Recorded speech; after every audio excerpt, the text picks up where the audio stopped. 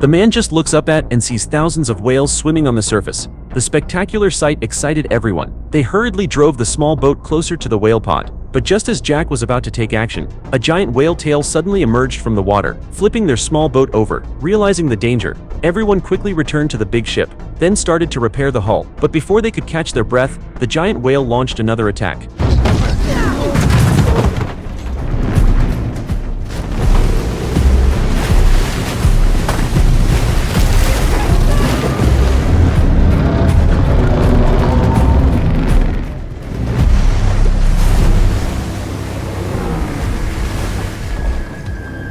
Jack was furious about this. He grabbed the biggest harpoon and stood at the bow of the ship, then threw it with all his might. But at that moment, the whale charged straight toward the sailboat. The tremendous force instantly snapped the mast, and the entire ship was torn apart. When George, who had been out fishing, returned, he was stunned by the scene in front of him. It wasn't until Jack shouted for everyone to move supplies that he hurriedly took action. By the time everyone was transferred to the small boat, the flames consumed the entire ship, but the real danger was just beginning. They drifted on the sea for 12 days. Everyone was weak and utterly hopeless about the future. Until one day, while Jack was eating, a crew member suddenly pointed to the distance and shouted. It turned out that land had appeared in the distance. Everyone excitedly paddled toward the shore, but in 1 second, Jack saw a terrifying sight. The giant whale was attacking again.